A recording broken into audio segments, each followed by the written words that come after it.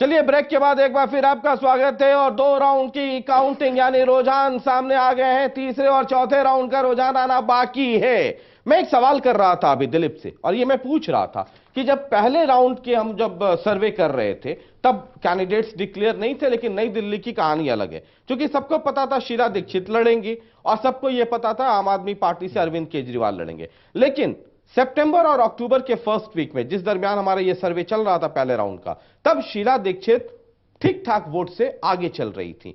क्या यह सब जो रिसेंट डेवलपमेंट हुआ है, मैं तो अभी दिलीप को कह रहा था कि दिन में नहीं तो 12 बजे रात के बाद ही कुछ थैंक यू कार्ड भेजिए, अनुरंजन झा को इनको भेज देना चाहिए। और मैं थोड़ी सी गुस्ताखी माफ करूं, मतलब गुस्ताखी माफ हो, कहीं ये दोनों मिले हुए तो नहीं है कि सेटिंग करो यार ऐसा लाओ और उसके बाद इसका देखो इमोशनल आउटब्रस्ट क्या होता है, ये उसका रिजल्ट है क्या? ऐसा तो नहीं कहा जा सकता। नहीं, मतलब सेटिंग वाली बात तो मैंने मजाक में कहा, उसको ना ले वरना फेसबुक ट्विटर पे मेरा जीना दुर्लभ कर देंगे इनके, सब दुर्लभ कर ले। ऐसे ही मेरे नाम में रंजन जुड़ा हुआ है जी। लेकिन जब आपने पहला सर्वे कराया था वो शुरुआती सर्वे था, तब शायद दूसरी पार्टियां उतनी एग्रेसिव नहीं हुई होंगी। वो शुरुआत हुई थी कि दिल्ली में चुनाव होने हैं। उसके बाद जैसे कि अभी दिलीप जी कह रहे थे कि उन्होंने डोर टू डोर कैंपेनिंग करी। डोर टू डोर कैंपेनिंग का बड़ा असर होता है। शायद वो बीजेपी और कांग्रेस ऐसा नहीं शायद ये एकमात्र पार्टी है जो मुझे लगता है जो रीच 30,000 डोर स्टेप पे, मतलब दरवाजों पे घरों पे पहुंचे, शायद ये लोग पहुंचे। 30,000 लोगों से, यानी एक पूरा उम्मीदवार 30,000 में जीत जाएगा। अगर 30,000 आदमियों लोगों के परिवारों में आप जाते हैं और डोर टू डोर कैंपेनिंग करते हैं, इट मीन्स को जो भी आदमी तो रूबरू मिलना, शीला जी से शायद रूबरू कोई नहीं मिल पाता होगा। इक्का दुक्का लोग ही मिल पाते होंगे, मुख्यमंत्री हैं। ये सीडी का असर है कि नहीं है सर, मुझे ये बताइए, ये इसका इम्पैक्ट। ये तीसरा राउंड नई दिल्ली विधानसभा क्षेत्र तीसरे दौर के नतीजे। Congress 46% vote, Bharatiya Janata party 14% vote, आम आदमी party 40% vote, Bahujan Samaj party कोई वोट नहीं, निर्दलीय कोई वोट नहीं। ये तीसरे राउंड के रुझान है, तीसरे राउंड की काउंटिंग के रुझान, और झटका है आम आदमी पार्टी को। पिछले राउंड के मुकाबले तकरीबन 10% का नुकसान, 50% से वोट घटकर 40% पे पहुंच रहा है। बीजेपी का भी इजाफा 2%, 12 से 14, और कांग्रेस 34 से बढ़कर 46 पे पहुंच रही है, यानी 12% का फायदा हो रहा है। इस राउंड में बीएसपी का खाता साफ है, इस राउंड में कोई भी वोट नहीं मिल रहा है बीएसपी को, यानी कि 4% का इनको नुकसान हो रहा है। अदर्स का खाता खुल भी नहीं रहा, यानी एक वोट भी जो वोटर्स हैं हमारे सैंपल में, वो इन 4 के अलावा किसी को कुछ भी नहीं दे रहे हैं। हो सकता है ये लुटियन जोन का हो, क्योंकि यहाँ पे बहुत सारे सांसद रहते हैं और वो आम आदमी पार्टी को बहुत सारे पसंद नहीं करते हैं, तो हो सकता है ये वहाँ का हो। और जो झुग्गियां हैं पीछे, वो लोग कांग्रेस को पसंद करते हैं, या यूं कहें कि उनको लुटियन जोन में अगर कोई किसी को रहने की एक आजादी मिली हुई है तो शायद वो कांग्रेस की मेहरबानी से ही मिली हुई है, तो इसलिए ये कांग्रेस को बढ़त और आम आदमी पार्टी को झटका हो। थोड़ा सा व्यवधान चाहूंगा, क्योंकि इसमें देखिए बीएसपी 0 हो गई, 0, तो इसका मतलब वो, और पिछले राउंड में 4%, ये झुग्गी, यानी अब तक आप ये मान लीजिए, अब तक ये मान लीजिए कि 2 राउंड में मिला के 6% मिल चुका है। मैं बता देता हूं आपको, यहाँ पर एक एरिया है जहां पर वाल्मीकि बस्ती और एससी कॉलोनी है बकायदा, ठीक है, तो मैं वहां पर बीएसपी को वोट मिला होगा, ये जो पहले वाला वार्ड था, यानी ये मान के चलिए कि अब तक 4 और 2 6% मिल चुका है। जी बिल्कुल, तो यहाँ झुग्गियों में सिर्फ बीएसपी का वोट है, ऐसा आप नहीं कर सकते। 0% हो रहा है, यहाँ पे देखिए, नहीं मैं बता देता हूँ, 0% का एक मतलब ये भी तो समझिए ना, ये बाकी अदर्स एकदम साफ है। नहीं मैं बताना, नहीं शुक्ला जी, मैं बता दूं कि जो झुग्गियों के पीछे, जो कोठियों के पीछे जो झुग्गियां हैं, वो मोस्टली किसी नेता का ड्राइवर है, किसी का चौकीदार है, किसी के घर में काम वाले हैं, ठीक है, या कोई धोबी है, इस तरीके की झुग्गियां हैं। तो ये सारे लोग लगभग कांग्रेस। जो खास बात दिखाई पड़ रही कि बीजेपी न घट रही है न बढ़ रही, 2% का देखिए इजाफा कोई मायने रखता। मैं आपको 14% से फिर 14% पे, फर्स्ट राउंड में 14%, फिर 12 हुई, फिर 14 पे हुई है। और मैं आपको एक चीज बताऊं, जो हमने पहले राउंड का जब सर्वे किया था, तो ये बहुत इंटरेस्टिंग फैक्ट था कि हमारा जो पहले राउंड का अक्टूबर में जो हमने कंक्लूड कर लिया फर्स्ट वीक में, वहां पे कुल मिला के पूरी दिल्ली में 10% का नुकसान कांग्रेस को था और तकरीबन 2% का नुकसान बीजेपी को था और तकरीबन 26.5 या 27.5% आम आदमी पार्टी को मिल रहा था। और इस ट्रायंगुलर फाइट में in spite of this fact कि बीजेपी का 2% पिछले चुनाव की तुलना में वोट शेयर घट रहा था, हमारे सर्वे में वो 34 से 39 तक पहुंच रहे थे। इसका तो मतलब ये साफ साफ हुआ कि जितना स्टिंग या जो कुछ हुआ वो नुकसान बीजेपी को जा रहा है और ये फायदा हो रहा है आम आदमी पार्टी को हो रहा है। जी देखिए, कहीं ना कहीं स्टिंग के बाद एक ये बात बहुत तेजी से निकली पूरी दिल्ली में कि साहब देखिए, ये एक आदमी जो निकला है अरविंद केजरीवाल नाम का, जो आम आदमी की टोपी लगा के घूम रहा है, उसके खिलाफ पूरी कायनात लगी हुई है। वो शाहरुख खान का एक बड़ा मशहूर डायलॉग है कि जिसको शिद्दत से चाहो तो पूरी कायनात मिलाने के लिए भागते हैं। दिलीप, क्या आप तो बिल्कुल वही हाल ये प्रोपेगेट करने में कामयाब हो गए कि ये देखो हम लोग तो अलग हैं और बाकी जितनी दुनिया है, ये बीजेपी, ये कांग्रेस, ये सब के सब हमारे खिलाफ लगे हैं, और जो आपके खिलाफ गुस्सा होना चाहिए था उसको आप लोगों ने कन्वर्ट कर लिया सिंपैथी में? थोड़ा सा फ्लिप है, इस तरह से नहीं है। इसको प्रोपेगेट करने में हम कामयाब नहीं हुए, लोगों ने ये रियलाइज करना शुरू कर दिया। अच्छा, हम मतलब आपकी भाषा में तो वही बोलेंगे, हमारी भाषा में ये जी। तो लोगों ने ये रियलाइज करना शुरू कर दिया। और आपके पहले आकाशवाणी से तीसरी आकाशवाणी तक एक चीज कंसिस्टेंट है, जैसा मैंने शुरू में कहा, मुकाबला अभी भी द्विकोणीय है। और भाजपा की फाइट में ना आने की एक और बड़ी वजह यह है कि लोग जब वोट करते हैं, रिस्पॉन्ड कर रहे होते हैं आपके सर्वे को, तो सोच रहे होते हैं कि सीएम कैंडिडेट कौन है मेरे। विजेंद्र गुप्ता सीएम कैंडिडेट और मैं आपको बता दूं, सर्वे इसलिए भी ये हम इसको बड़ा गंभीरता से लेते हैं कि अगर लोग इसको खेल मजाक समझते तो उसमें बहुत सारे कुछ ऐसे भी सैंपल निकलते जो कहीं भी मार देता, लेकिन वो कहीं भी नहीं मार रहा है। और दूसरा, सीएम आपकी पसंद, आपकी नजर में बेहतर सीएम कौन है, जब हमने ये मैच कराना शुरू किया तो अधिकांश तौर पे ये दिख रहा है कि जो अब इसमें सीएम का जो रिजल्ट आएगा तो देखिएगा कि क्या होता है। लेकिन पहले वाले सर्वे में हमने देखा कि अगर बीजेपी नंबर 1 पे है तो 90% केस में जो बेस्ट सीएम है वो बीजेपी की तरफ जा रहा है या आम आदमी पार्टी की तरफ जा रहा है। एक सिर्फ आम आदमी पार्टी के साथ ये था कि अरविंद को लोग अगर बीजेपी को कैंडिडेट के तौर पे भी दे रहे हैं, पार्टी के तौर पे, तो अरविंद को दे रहे हैं। इसलिए ये मजाक लोग नहीं कर रहे हैं और इसको सीरियसली ही डाल रहे हैं। कई बार तो लोग झगड़ा कर लेते हैं। जी, आप दिलीप कुछ कह रहे हैं, जल्दी। तो वो चीज तो स्थापित होती है यहाँ पे कि बीजेपी कहीं भी फाइट में नहीं है, इस वजह से कि उन्होंने अपना सीएम कैंडिडेट वहां पे नहीं खड़ा किया। वो फाइट से बाहर है, लोग उम्मीद नहीं कर रहे कुछ विजेंद्र गुप्ता से, पहली चीज। दूसरी चीज है कि नई दिल्ली जो विधानसभा है, इसकी संरचना अगर आप देखें, अभी लुटियन जोन की बात चल रही थी, 7% लोग इस तरफ रहते हैं, एक तरफ है जहां पे हरियाली है, सड़कें चमचमा रही हैं, एसी चल रहे हैं, लाइट है, बिजली, पानी है। और 93% वो आबादी है जो पानी को तरस रही है। आप राजा बाजार चले जाइए, डीएनजी कॉलोनी चले जाइए, आप गोल मार्केट के आसपास के थोड़े से अंदर इलाकों में चले जाइए, आप तीसरे फ्लोर से नीचे आना पड़ता है पानी लेने के लिए। ये हालत वहां पे बुरी हालत है। लोग तरसते हैं कि शीला दीक्षित नाम की जो महिला है, जो हमारी चीफ मिनिस्टर हैं, जो ऐसे जीतती हैं, वो पिछली बार कब दिखी थी किसी को याद नहीं है। तो ये सारा गुस्सा जो है ये निकलेगा इस बार के चुनाव में। भाई ये बताइए कि क्या हम नई दिल्ली को दिल्ली का मूड समझ सकते हैं? क्या ये ऐसी गलती कर सकते हैं कि ये नई दिल्ली के जो रुझान आ रहे हैं, क्या हम इसको दिल्ली का मूड समझ सकते हैं?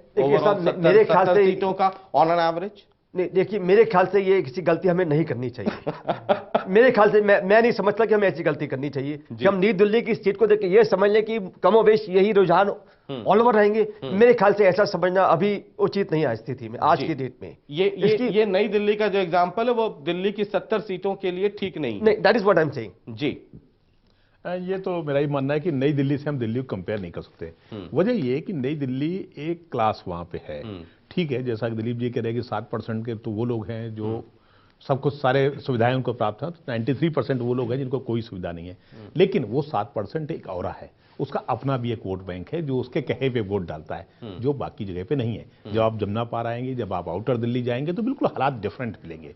इसमें ऐसा नहीं हो जाएगा कि जो यहाँ के हालात हैं उससे एकदम भिन्न हो, लेकिन काफी हद तक उसमें भिन्न हालात दिखेंगे। जैसे मार्केट, अब आप बाजारों के इलाके में जाएंगे तो हो सकता है बीजेपी का परसेंटेज कुछ बढ़ जाए, कांग्रेस से घट जाए, कहीं आम आदमी घट जाए। तो अभी हम नई दिल्ली से सब कुछ नहीं तय कर सकते हैं। नई दिल्ली तो एक बस ये मुख्यमंत्री की सीट है। यही मुख्यमंत्री के बारे में ये कहा जाता है कि बहुत ही सज्जन महिला है, और एज ए जर्नलिस्ट भी हम लोगों ने देखा है कि अगर आप सीएम हाउस में फोन करें, मैं तो कई स्टेट हेडक्वार्टर्स में काम कर चुका हूं अपनी पूरे करियर में, चाहे वो पटना हो, लखनऊ, बहुत जगह काम कर चुका, लेकिन कभी ऐसा नहीं हुआ उधर से फोन सीएम हाउस से एक जर्नलिस्ट के पास तभी आता है जब उनका कोई काम हो या कुछ फंस रहा हो या कुछ प्लांट करना चाहते हो। आज के दिल्ली के केस में मैंने, चूंकि मैं कम से कम 10-12 स्टेट्स के हेडक्वार्टर्स में काम कर चुका हूं अलग अलग चैनल्स में, मुझे दिल्ली एकमात्र स्टेट ऐसा लगा है जहां पे सीएम हाउस में अगर आप फोन करें तो आपको कॉल बैक आता है, आपको देखिए,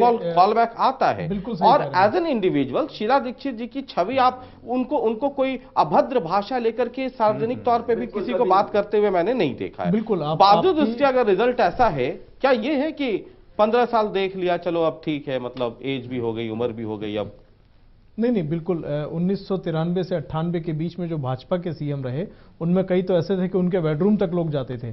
ठीक है, उसके बाद जब शीला जी आई, तो शीला जी ने 2003, जो 98 से 2003 वाले टेन्योर में, तब तो ये रहता था कि जिस समय चाहो उस समय बात हो जाती थी।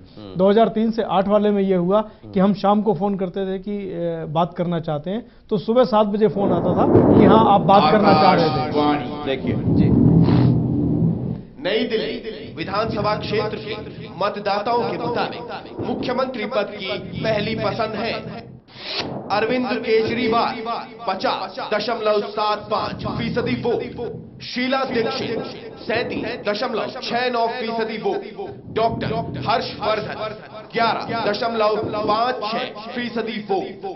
ये जो नई दिल्ली कंस्टिट्यूएंसी के जो वोटर्स हैं, जो हमने सैंपल लिया है, ये उनसे पूछा है कि उनकी नजर में सबसे बेहतर मुख्यमंत्री कौन हो सकता है, और ये आंकड़े आपके सामने हैं। शीला दीक्षित जो मुख्यमंत्री हैं, इस इलाके को 3 बार रिप्रेजेंट लगातार कर चुकी हैं, मुख्यमंत्री रह चुकी हैं। उनका वही इलाका कहता है 37.69% लोग उनको मुख्यमंत्री के तौर पे देखना चाहते हैं, जबकि ये कंपैरेटिव फिगर है 50.75% यानी परसेंट लोग केजरीवाल को नई दिल्ली इलाके में देखना चाहते हैं बतौर सीएम। और हर्षवर्धन साहब जो बीजेपी के कैंडिडेट हैं, और मैं एक बार मजाक में भी हर्षवर्धन जी का इंटरव्यू कह रहा था, हमने कहा कि आपको तो अरविंद केजरीवाल को एक थैंक यू कार्ड भेजना चाहिए। उन्होंने कहा ऐसा क्यों? हमने कहा कि आप उनके बाई प्रोडक्ट है, वरना विजय गोयल हो जाते।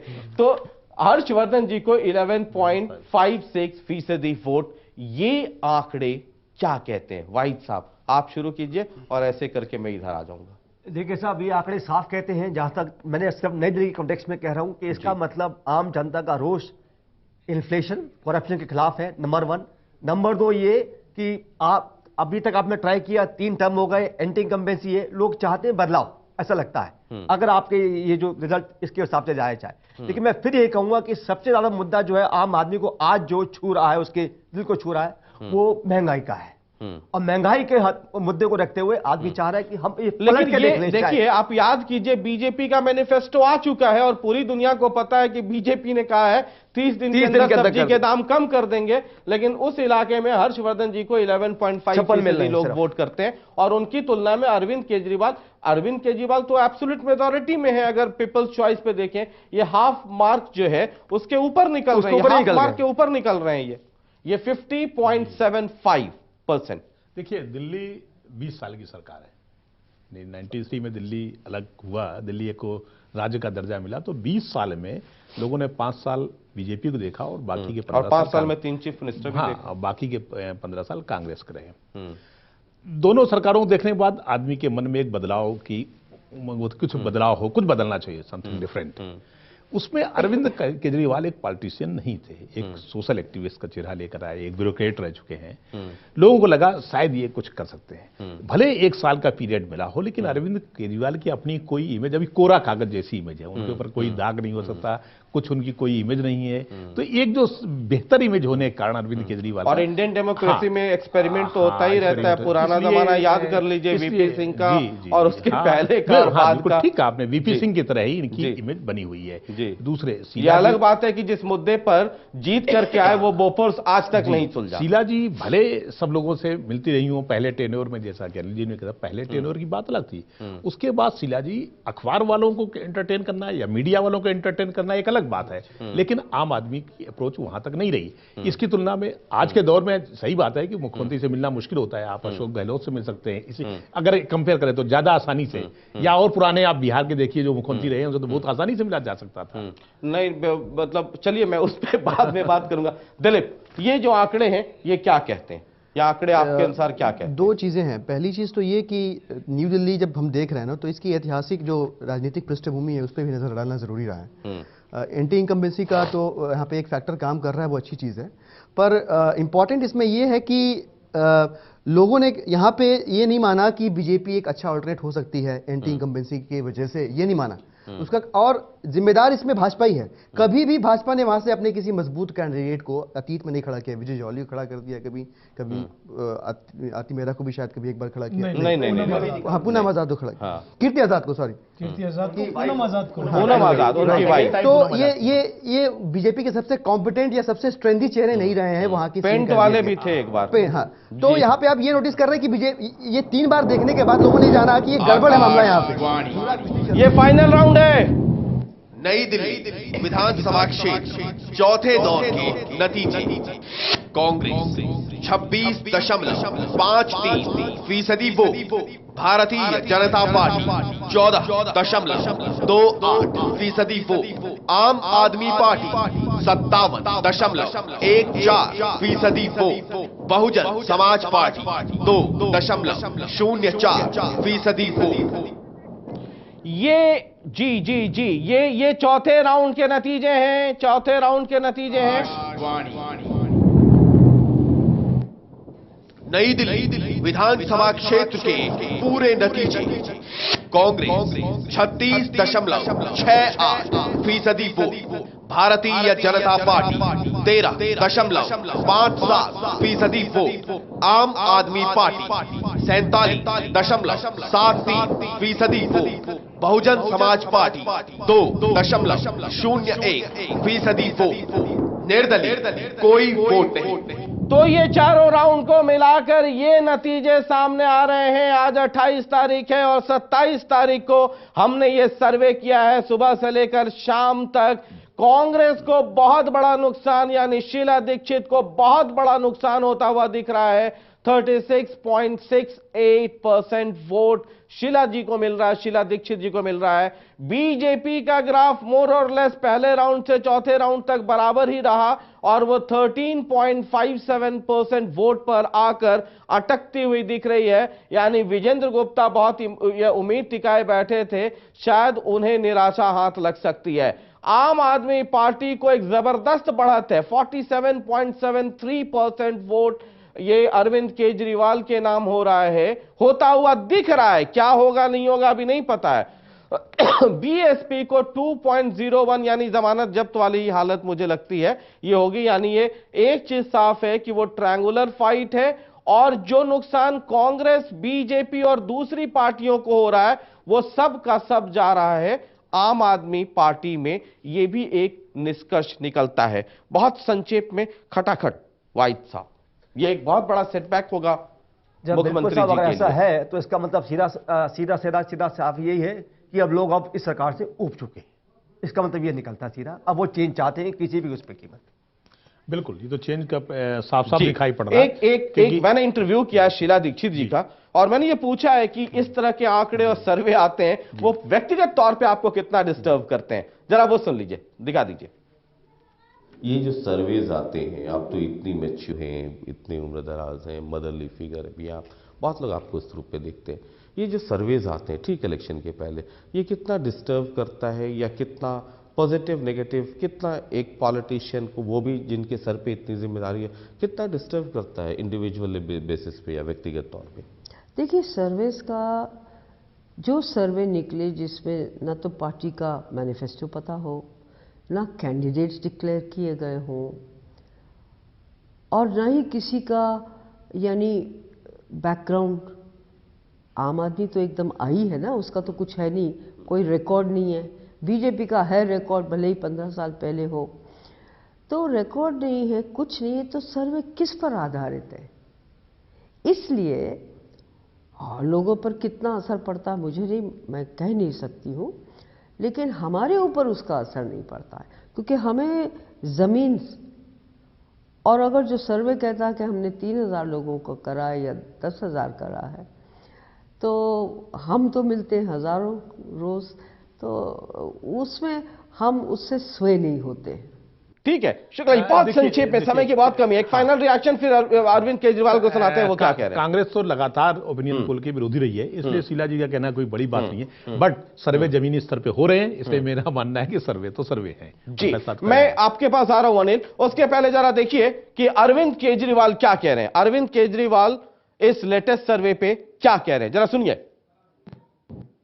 देखिए ये सारे ट्रेंड तो हैं, अच्छी बात है, लेकिन एक चीज है, आज दिल्ली में जनता बीजेपी और कांग्रेस दोनों से परेशान हो चुकी है। 15 साल से शीला दीक्षित जी की सरकार है, 7 साल से बीजेपी वाले एमसीडी पे राज कर रहे हैं, दोनों ने मिलकर दिल्ली को लूट लिया, दोनों ही हारने वाले हैं जी बुरी तरह से, जनता त्रस्त है दोनों से। आम आदमी पार्टी की अब सरकार बनना तय हो चुका है, क्योंकि ये हमारा चुनाव तो है नहीं, जनता लड़ रही है इस बार चुनाव। आप देख रहे हैं क्या माहौल है, चारों तरफ सारी जनता सड़कों पे उतरी हुई है, तो इस बार जनता चुनाव लड़ रही है और इस बार जनता इनको उखाड़ के फेंकेगी। चलिए ठीक है अनिल, बहुत संक्षेप में ये आंकड़े क्या कहते हैं, setback for chief minister Sheila Dikshit. नहीं, बिल्कुल इस समय जो माहौल है दिल्ली में वो बदलाव का माहौल एक तैयार हो रहा है, और कहीं ना कहीं ये मुख्यमंत्री के लिए भी बहुत बड़ा झटका होगा। लेकिन बिल्कुल ये सच्चाई है कि इसके आधार पर पूरी दिल्ली को आप एक जैसा नहीं, हम पूरी दिल्ली की बात नहीं कर रहे हैं, पूरी दिल्ली की बात 1 दिसंबर को शाम 6 बजे से लगातार करेंगे। अभी तो सिर्फ नई दिल्ली की बात कीजिए। ये नई दिल्ली में अरविंद केजरीवाल के लिए राहत का समाचार है, और मुख्यमंत्री शीला दीक्षित को आत्मविश्लेषण का समय है कि ऐसा क्या हुआ जो इस इतनी बुरी तरीके से उन्हें झटका लग रहा है। विजेंद्र गुप्ता क्या कह रहे हैं, विजेंद्र गुप्ता क्या कह रहे हैं, जरा सुनिए इस सर्वे पे क्या कह रहे हैं। ये सर मेरा ये भी है कि जितने भी सुप्रीम बोल चल रहे हैं नई दिल्ली सीट को लेकर या दूसरी सीटों को लेकर, कहीं ना कहीं इसमें ये दिखाया जा रहा है कि आप अभी तीसरे नंबर पर चल रहे हैं, तो क्या लगता है कि चुनाव नजदीक आएगा तो आप मैं इस पर कुछ नहीं बोलना चाहता। ये सही रिएक्शन है, ऐसा ही रिएक्शन होता है। दिलीप, बहुत देखिए इस संक्षेप में आखिरी, बिल्कुल इस क्या बार इस नई दिल्ली के इस सर्वे रिजल्ट से आप इतना खुश हैं कि बात मेरी खुशी की नहीं है, बात है जनता जो जिस राहत की तरफ देख रही है, हमारी पार्टी जिस राहत की उम्मीद कर रही है उसकी बात है। इस बार जनता जो है वोट पॉलिसीज पे, गवर्नेंस पे नहीं देगी। 7 साल इनको देख चुकी है एमसीडी में, 15 साल उनको देखती है गवर्नेंस में। इस बार इंटेंट के ऊपर चुनाव हो रहा है और जनता को अरविंद केजरीवाल आम आदमी पार्टी के इंटेंट पे पूरा भरोसा। चलिए बहुत बहुत शुक्रिया, आप तमाम मेहमानों का बहुत बहुत शुक्रिया है। और ये नई दिल्ली का हम आपको ओपिनियन पोल दिखा रहे थे जो आज 28 तारीख है और ये 27 तारीख को हमने ये ओपिनियन पोल किया था। स्थिति बहुत ही चिंताजनक है, कांग्रेस के लिए उत्साहवर्धक है, आम आदमी पार्टी के लिए, लेकिन मेरे अनुसार, मुझसे अगर पूछेगा इंडिविजुअल तौर पे, तो बीजेपी को गंभीर हो जाना चाहिए और सोचना कुछ ज्यादा, सिर्फ सोचे नहीं कुछ करें। 2-3 दिन का समय रह गया है। आप तमाम मेहमानों का बहुत बहुत शुक्रिया और दर्शकों का भी बहुत बहुत शुक्रिया।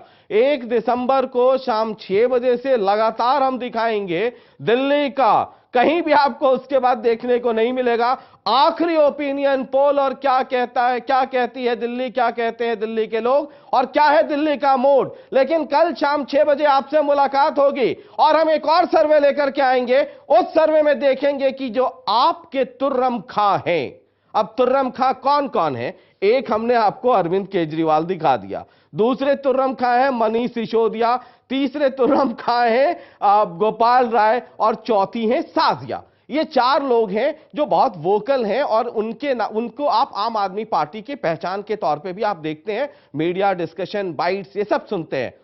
देखते हैं कि आम आदमी पार्टी के एक तुर्रम खां तो निकलते हुए दिख रहे हैं, बाकी 3 का क्या होगा जानना है।